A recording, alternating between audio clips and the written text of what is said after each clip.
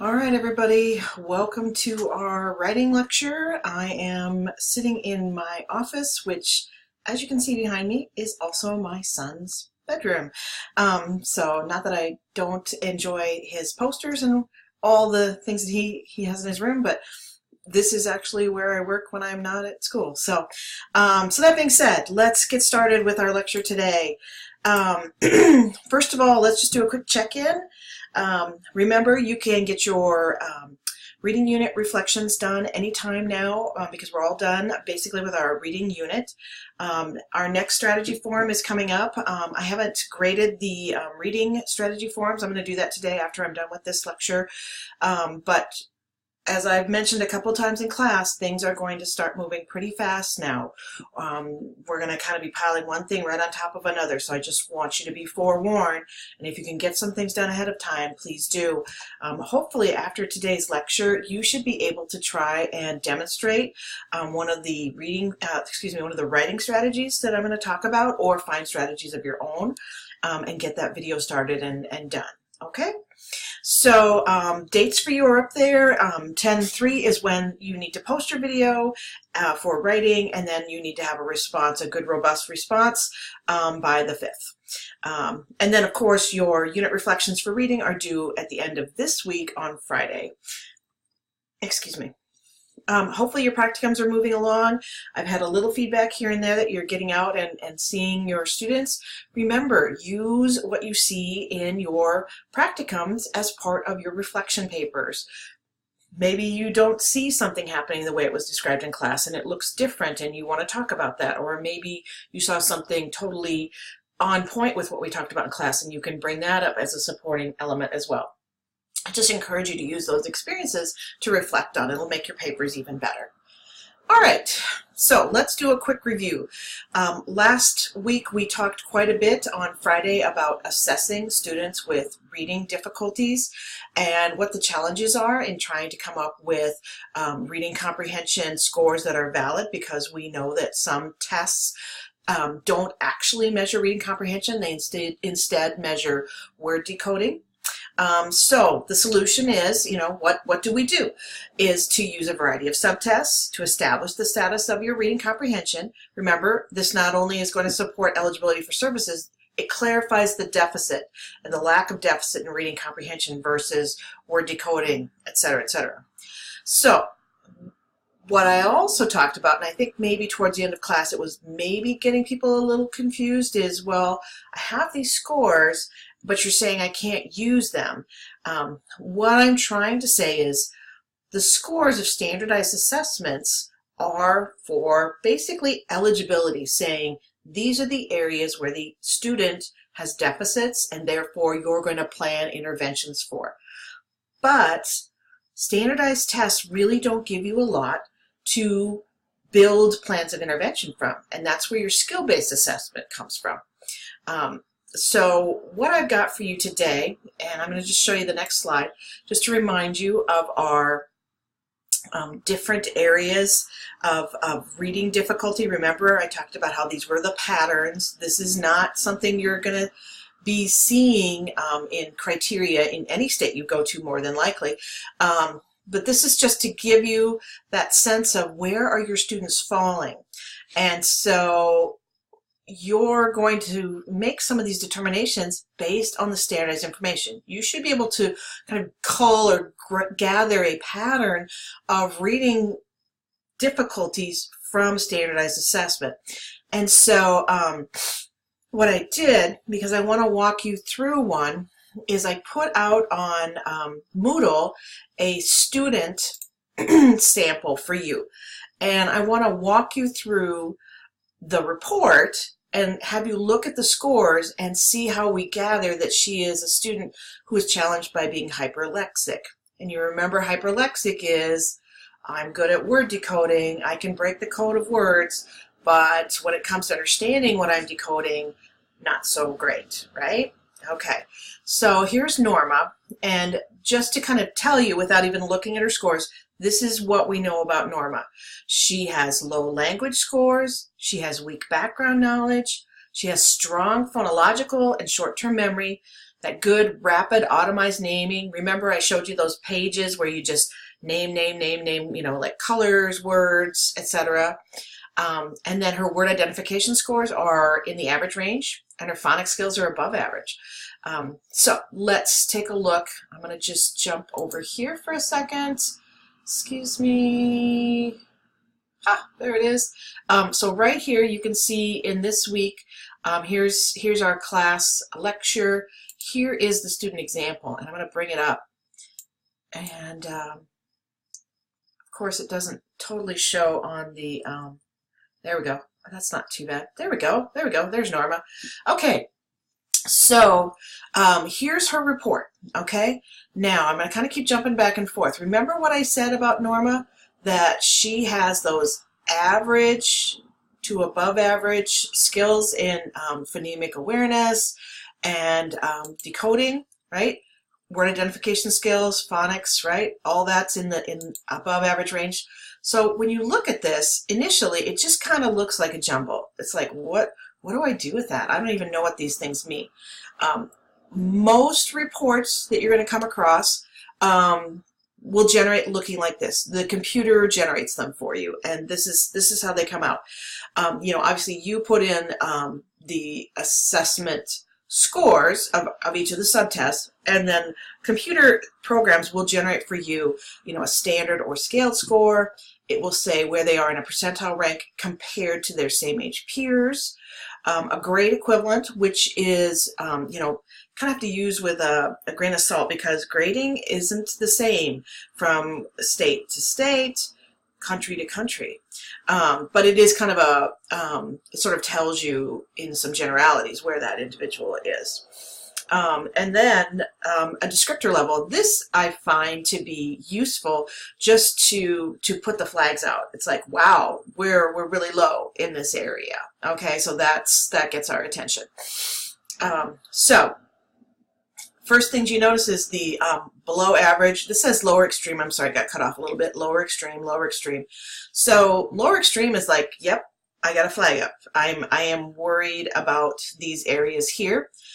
Then I go into phonological awareness. Average, average, above average. Short-term working memory. High average. Awesome. Rapid automized naming. Upper extreme. So she's in the upper levels. And so those are in the average range. The other thing I can tell you is this column right here, the standard or scaled scores, sometimes can be confusing, because you're like, why is 71 below average and a 4 lower extreme and an 11 is average when 71 was below average, and it doesn't seem to jive? Well, that's because these are based on 100 as a mean, and these are based on 10 as a mean. So you have to kind of know that about the tools you're looking at, but you can make a pretty good guess if you're like, wow, if 10 is average, obviously if she's got a 17, she's like knocking it out of the park. And a 12, that's a little bit above average of a 10, right? So you kind of have to look at the overall number you're working with here and how it's ranked. And if you don't know the tests and you don't know the mean that they're developing the standard or scale score against, you can pretty much estimate 100 is average because she is below average. She's in the lower extreme, 67, lower extreme. Isn't that interesting? 1 point there drops her down into lower extreme. These are different tests. Notice that as well. The Wyatt-Wechsler Individual Achievement Test. I don't know what those acronyms are for this. This is the ability test, the Wechsler Intelligence Scale. This is a little outdated. There's newer versions. So this stuff is, you know, obviously this is like 9 years old, but still good information to look at. So, okay, so we went through and we're like, okay, language is low, but background knowledge is low. Here's that phonological awareness, her blending, her phonological short-term memory. That's good. She's naming, so she can decode. Awesome. Then we get down to, word identification.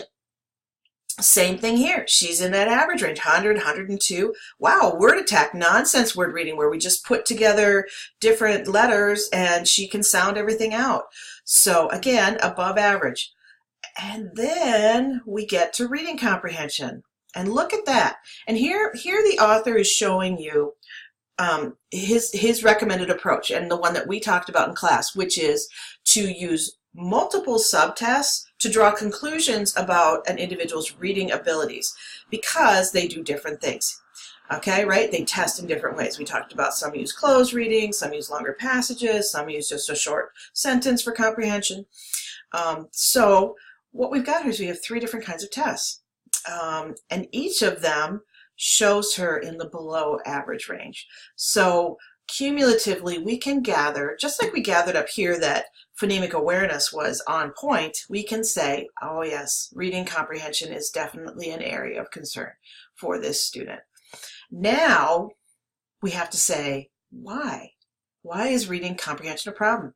It's not because she can't decode the words, but remember up here, here's her background knowledge. Lower extreme. And we talked a lot about the importance of background knowledge in understanding what you're reading. Remember our laundry story. If we don't know what laundry is, you know, we're lacking in the vocabulary of that, we're not going to understand, you know. And up here, her listening comprehension, again, tells us something is off. Okay, so I'm gonna try to show you some reports like this for the next few lectures, so that you can start to get comfortable with looking at it and gathering some, you know, thoughts about what might be going on with the student. In your own opinion, what do you think is their pattern of reading difficulty, and where would you attack it next? Okay, all right. Let's get on with reading, or with writing. First, as I always try to, you know, stimulate some thinking, is what do you know about assessing and developing plans of intervention when it comes to teaching writing to students with learning disabilities? And if you've had coursework already at Augustana that has addressed the writing component of literacy, some of this today you're going to be like, yep, I know all this. Well, because just like with reading and the elements of reading, you know, the 5 components of reading, that is true for students with learning disabilities as well. The question is, what are effective interventions?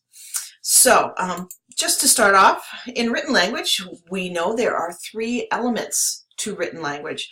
1 is the written expression product, 2 is spelling as a component of it, and then 3 is handwriting.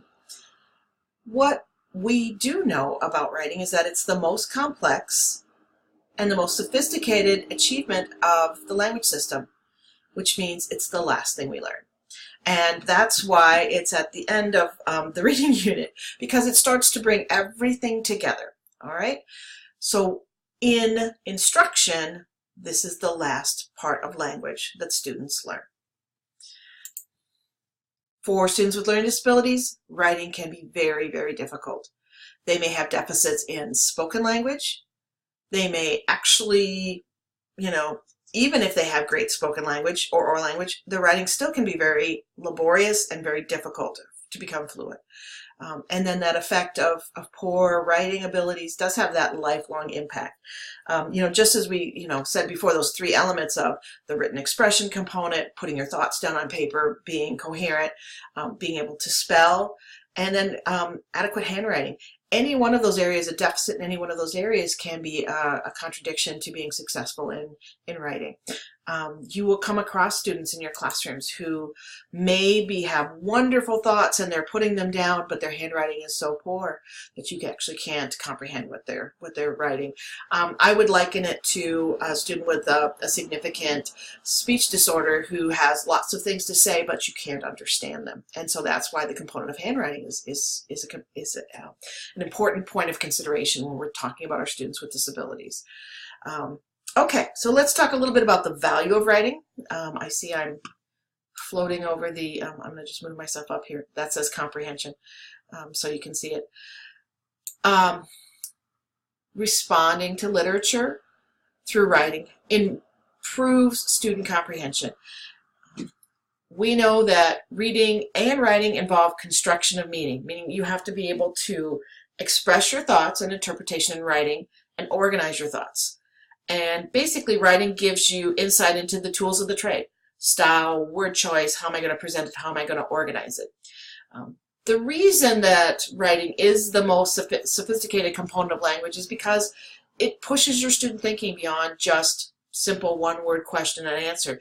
You have to reflect. You have to be considering, what do I think about what I just read or what I experienced, and how am I responding to it. You can see I've got a little piece of research down here, is that Raphael, Pardo, and Highfield recommend using writing as a tool to provide reflection on reading, gather and organize information, practice literary forms, and share ideas. And that really is taking understanding of what you've read, reading comprehension, and pushing it up the level of doing something with that information. It's real synthesis.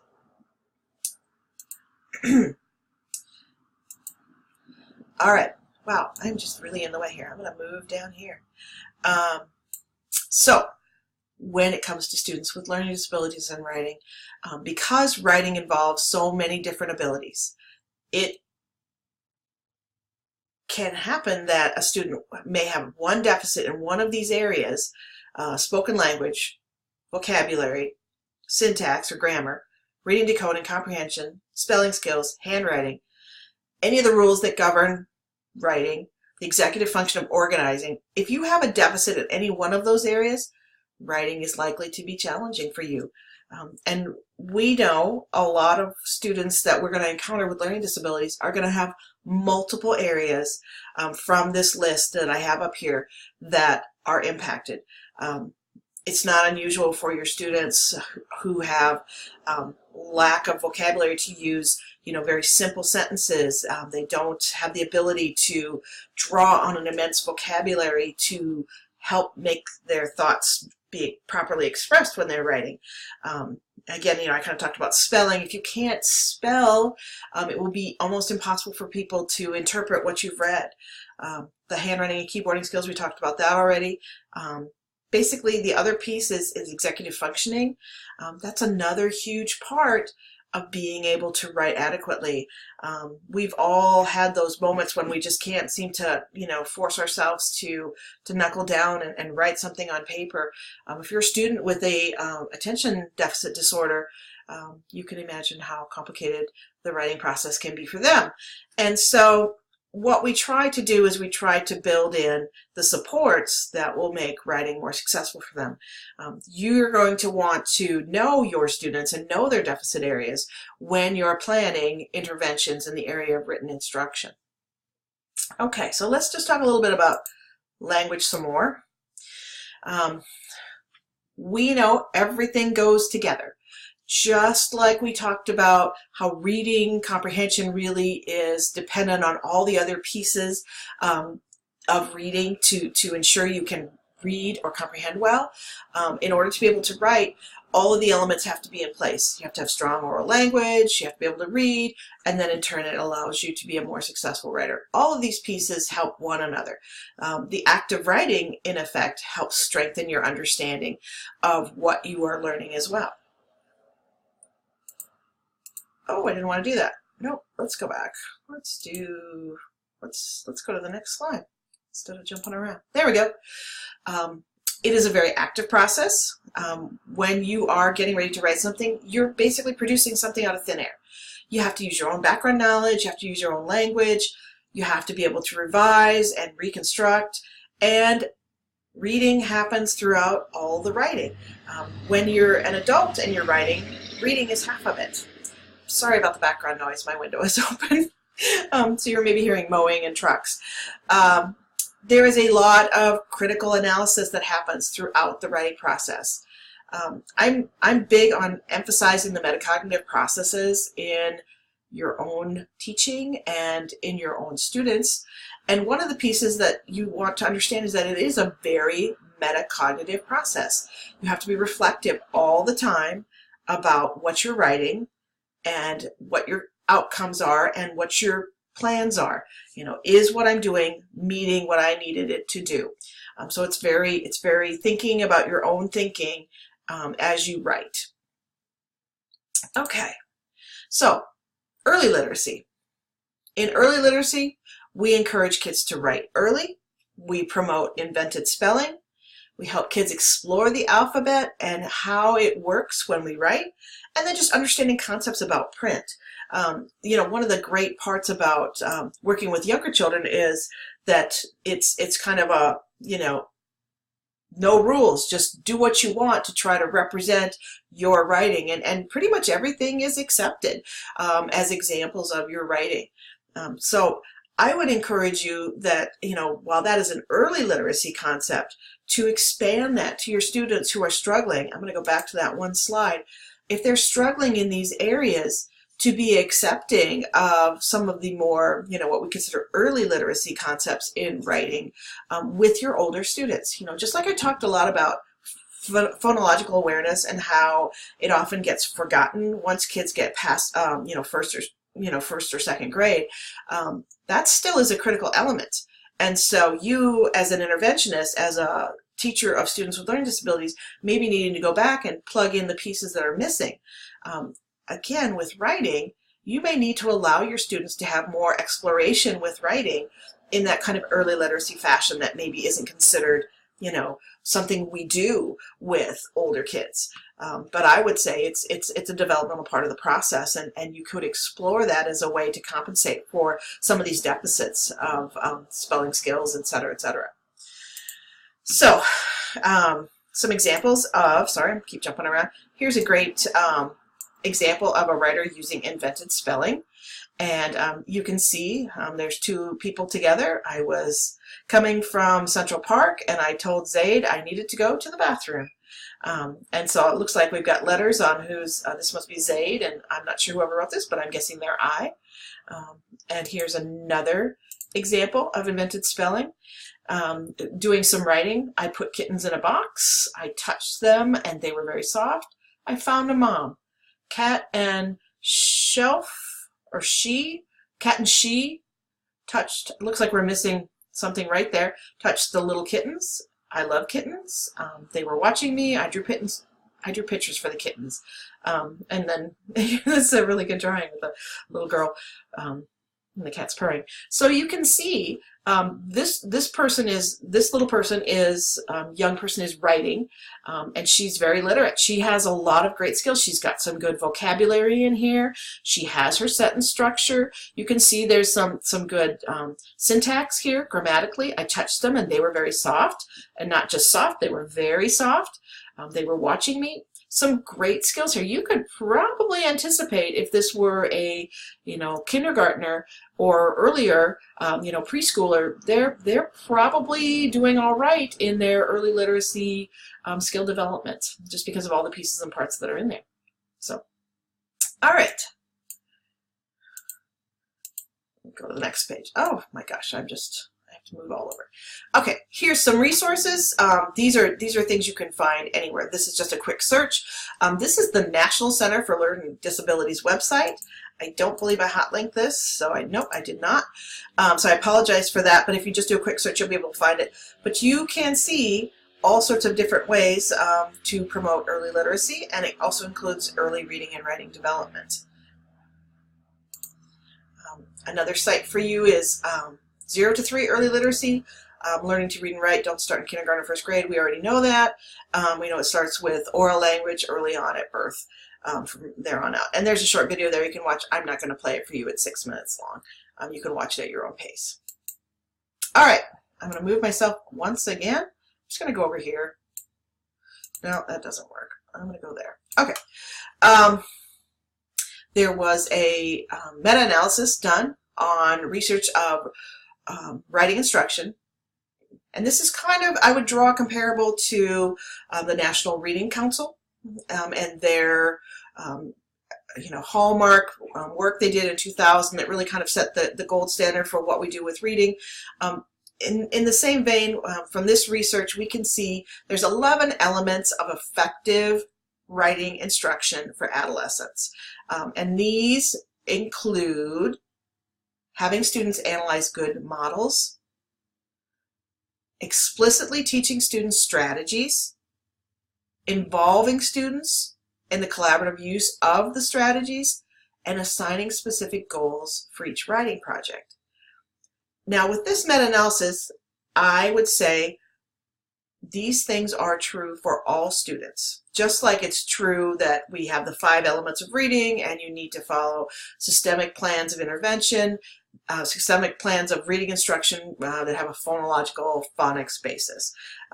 This is the standards that you want to follow when it comes to instruction in writing. Another author recommends that students have daily writing experiences. They learn to use the writing process for a variety of purposes, and they become a community of writers that includes teachers. I think when you're in your elementary classrooms, you probably see this happening a lot. I don't know that this continues on into middle school and high school. Remember, we kind of talked about that shift around 3rd or 4th grade with reading and how suddenly everybody is supposed to be able to code effectively so they can read to learn, and the types of words and the concepts they're encountering are becoming more complex. I think once you leave the the 5th, 6th grade age range, then some of this stuff starts to fall off to the side. I would say to you as future teachers of students with learning disabilities that they still need the support of daily writing experiences, using it for a variety of purposes and seeing that it's a community of writers, including you, the teacher. So just keep this in mind as things that maybe are not typically seen, but I would encourage you to make it part of your classrooms if you're working with middle school on up to high school students, because they still need that amount of structure. I will continue to move myself around. All right, so remembering when we go to instruct that the emphasis is on the process and not the product. And I do think you know, sometimes students and teachers sort of get going and get busy and forget about, you know, that it isn't about just producing something. It's about the process you took in getting there. It is very metacognitive. You have to be considering the writing process itself and evaluating what you've written. I think you will find a lot of students that, because writing is so complex, and I'm going to go back again to my slide that talks about, this is the one I want to go to, that talks about all of these abilities. When you have students that have deficits in any one of these areas, writing can almost be like a torture session. And that's why it's so important that you build up their skills and support them through some of these self-regulated strategies I'm going to talk about in just a minute. But keep in mind that for most of these students, this is probably some of the hardest work they're going to be doing for you. Even harder than the processes of decoding their reading and understanding what they read, because it is such a complex process. Okay, so these are the things that students should be asking. What's the purpose? Where do I get my ideas? How can I get ideas? How can I develop them and organize them? How can I translate and revise the ideas so the reader will understand them? And who's the audience? That is all well and good. Your students with learning disabilities probably will not naturally just start doing this. This hopefully is a purpose that you've evolved to over time as a writer yourself. But again, for students with learning disabilities, you need to provide that explicit instruction throughout the entire process so they know what they should be doing, when they should be doing it, until they become fluent in it. Excuse me. All right. So, the steps in the writing process are always pre-writing, drafting, revising, and sharing with an audience. That's pretty straightforward. So let's take each of those apart a little bit. In the pre-writing phase, I'm going to try to put myself up here and see if I can stay up there for a while. Obviously, you're gathering ideas. Maybe it's a little bit of brainstorming, and you should think about who you're writing for. Okay? Drafting, next. Your second stage, this is where you start to write ideas down. You're not writing yet. There might just be a lot of jumble, no overflow, maybe your grammar's poor, maybe spelling's poor. It's just a draft. Then we revise. We take some of the ideas from the first draft, you start to reorganize. A lot of revisions at this stage. We're looking at what kind of vocabulary we're using, where is our punctuation missing or incorrect, do we make any spelling errors, etc. Finally, we're going to be editing. That's checking. And then kids who do struggle with writing often don't want to revise. And why don't they want to revise? Because they just want to be done with it. They don't want to see this piece anymore. They're like, I wrote some stuff on a piece of paper. I'm done with it. It's good. Let's turn it in. This is the challenge, is to help the student thinking, what is missing? What do I need to do different? And make those changes. You have to help your student through the stage with a lot of supports. Okay? And then finally, publishing is your last component. This is that chance to share and get some feedback, and this allows them to see themselves as authors. Again, you might make some changes, might do some rewriting. You can do a lot of different ways, and again, I'm not teaching a writing course here, I'm just talking to you in generalities, but finding ways for your students with learning disabilities to share is impressive and important for them, because it gives them the opportunity to not only see their work as valuable and worthy, but to see others who have also gone through the struggle of the writing process and see what they came out with. Lots of different ways you can do it. All right, so let's talk a little bit about strategy instruction as I move myself around once again. I'm just going to stay up there. All right. There is a large body of research that supports the use of strategy instruction as a tool that's effective for improving writing and boosting the planning, editing, and overall writing product. So when we know strategy instruction is effective for all students, it is also effective for students with learning disabilities, and I have that on another slide. Basically, it helps students to follow all the steps to become skilled writers. It adds self-regulation to strategy, to writing.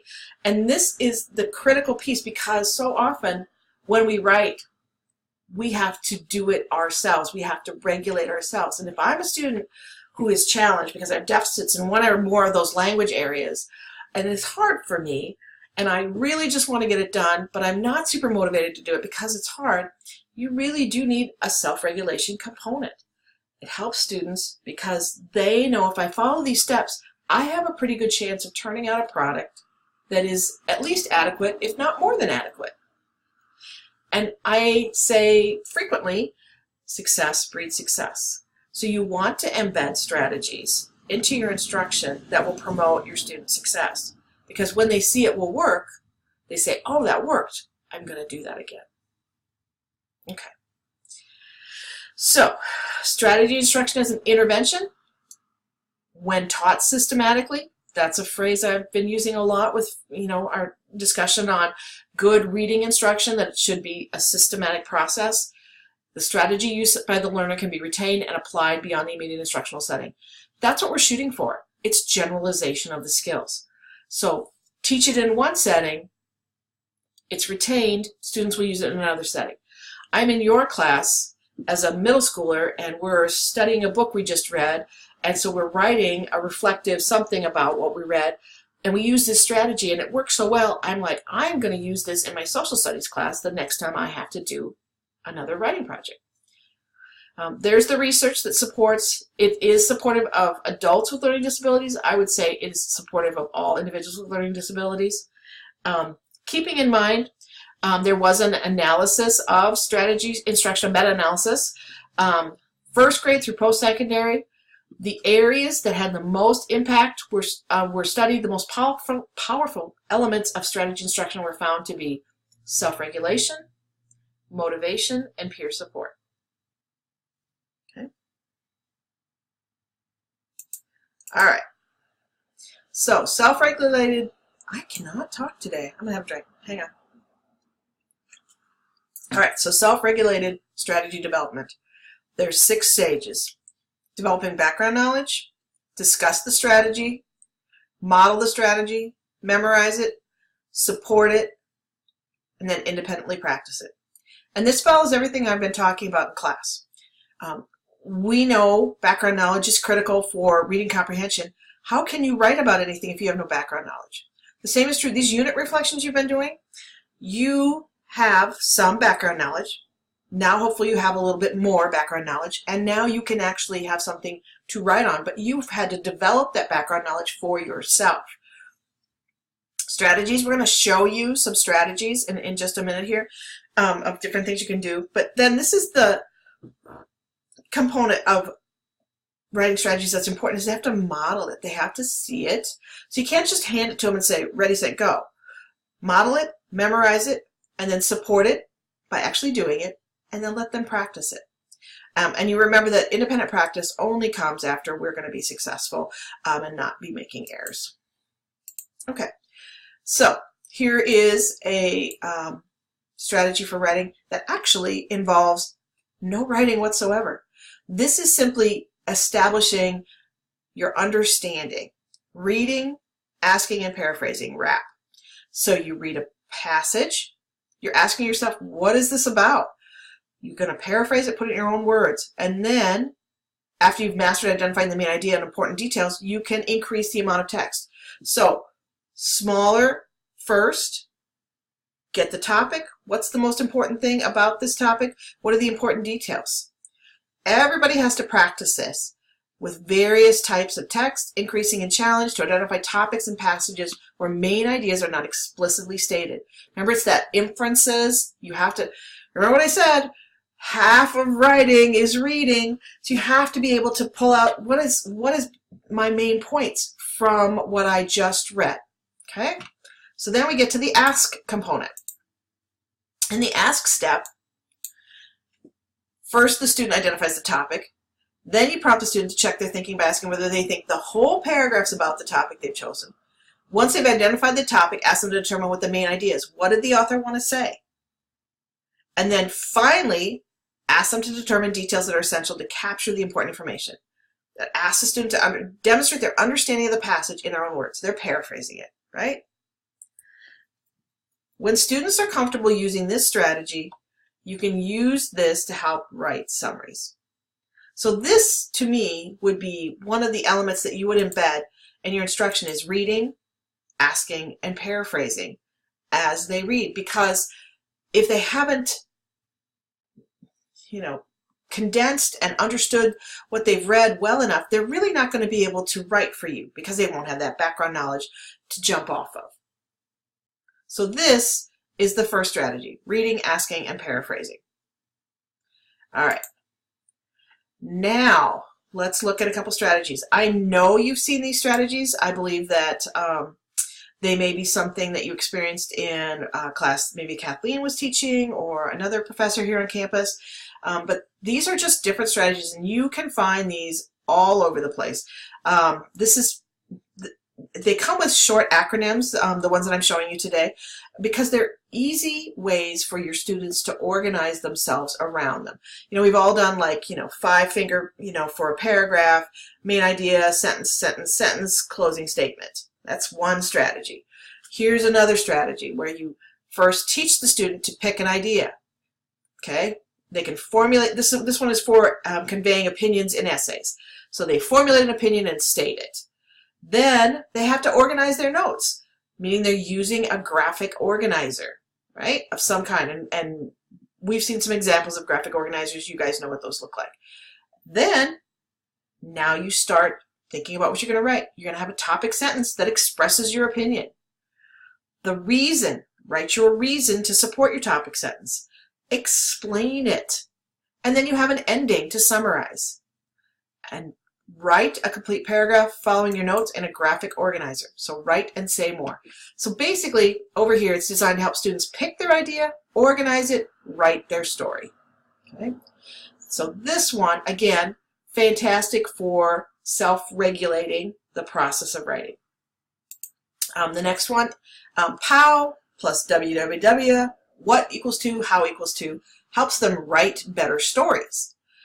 Often, again, students who struggle in the area of writing will do minimal to try to just meet the basics and then be done.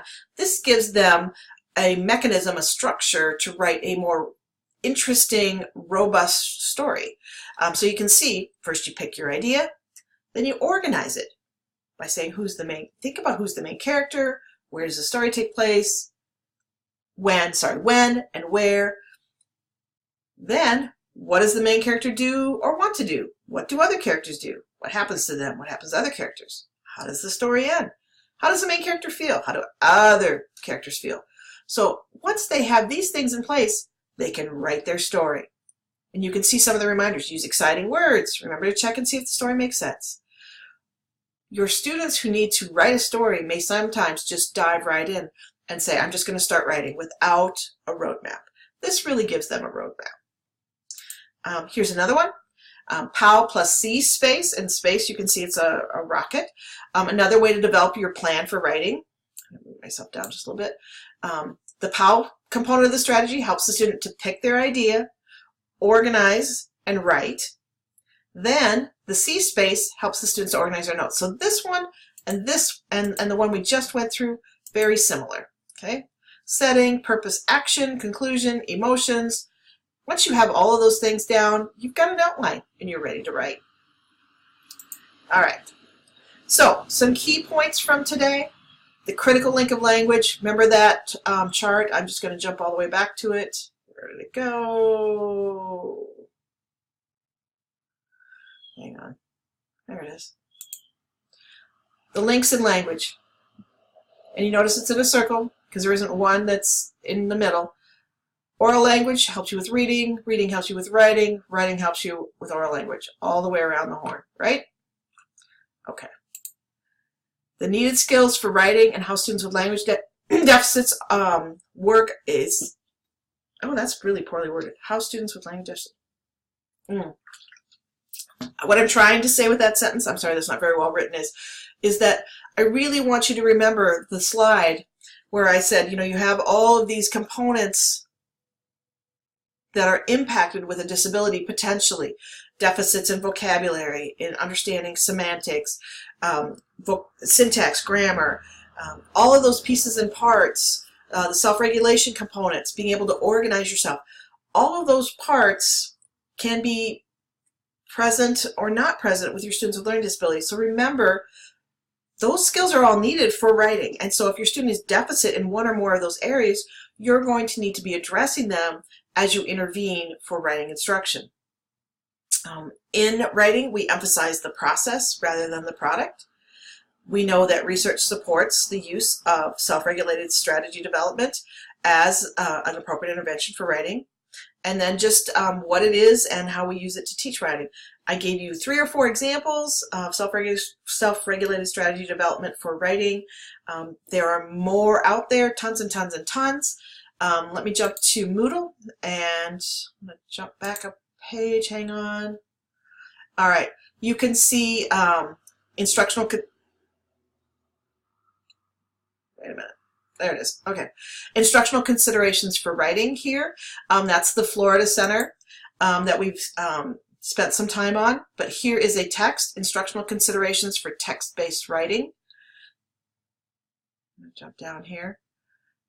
Instructional considerations about writing. Selecting tests. This is not specific to students with learning disabilities, but it can be a resource for you. Just kind of flip through it here a little bit. That is on Moodle for you. I thought there was, yes, there it is. There's some instructional strategies for you.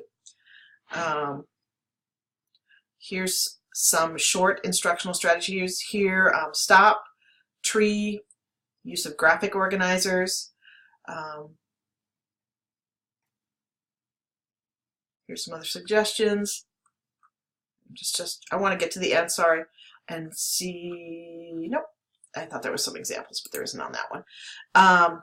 And then here is, oh, my computer jumped. Hang on. Another resource for you. This is on self-regulated strategy development itself. It's just a couple of pages here. Fact sheet, but again with some elements, and here's some strategies. There's that WRAP strategy we already talked about, and POW tree we talked about. Just providing this for you as another resource for your videos. I'll have some more resources for you for our Friday lecture as well. That's pretty much it. So you have what you need to get started potentially on your writing video if you want. Other than that, I hope everybody has a good couple of days, and I will see you on Friday. Thanks, everybody.